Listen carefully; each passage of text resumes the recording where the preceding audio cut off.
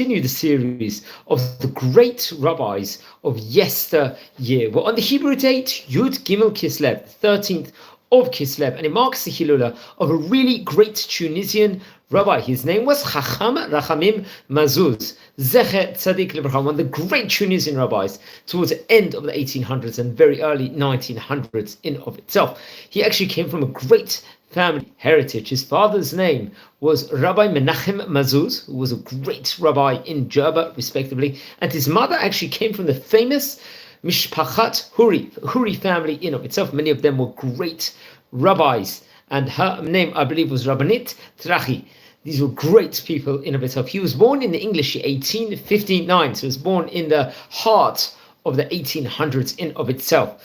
And I believe in the Hebrew year Taf Reish Chaf Zayin, that was 1867, I think when he was only 8 years of age, his father very sadly passed away.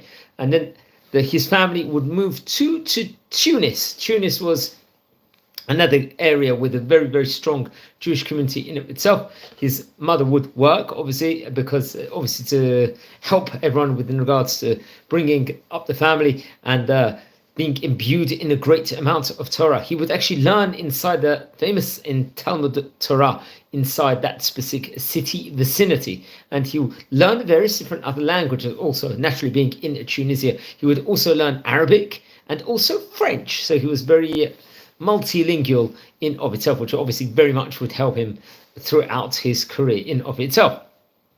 So he learned that very, very high level of Torah. And when, let's say, he became slightly older, he would actually return to Jerba over there, and he would get married to his wife.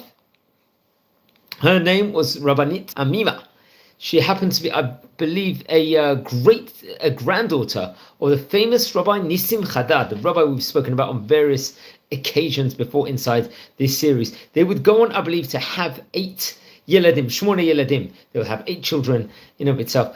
He would actually have a business, a sewing business of sewing, let's say, robes, or as they said it, matfirat glimot.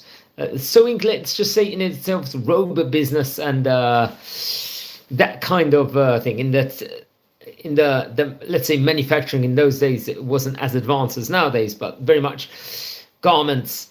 And it was reported over that, especially during festivals and holidays, before the festivals and the holidays, he would actually buy his wife beautiful clothes, obviously because he was had a foot inside that specific business in of itself. Now it's reported over he passed away on 13th of Kislev in English year 1908. So we're talking approximately 116 years ago from the time of recording. And he actually wrote a great Torah work called the Kiseh Rachamim. And I believe this was a פירוש, an explanation on the book of Psalms, the Tihlim, Sefer Tihlim in of itself. And he was really, really one of the great rabbis of yesteryear of Tunisia. And remember, we've already on this series in of itself, we've already covered approximately about 50 or 60 rabbis from Tunisia, which is very, very interesting. We've covered more than 500 rabbis, especially we do a video on the time when it's a Hilula, the yard site of the great Chacham. We try and give over just a few of the highlights of their great lives. These are great rabbanim of yesteryear. Please, everyone, if you happen to be related to one of these great rabbis that I have done a biography or short biography within regards, please send me an email. I would love to hear more. Please subscribe to the channel.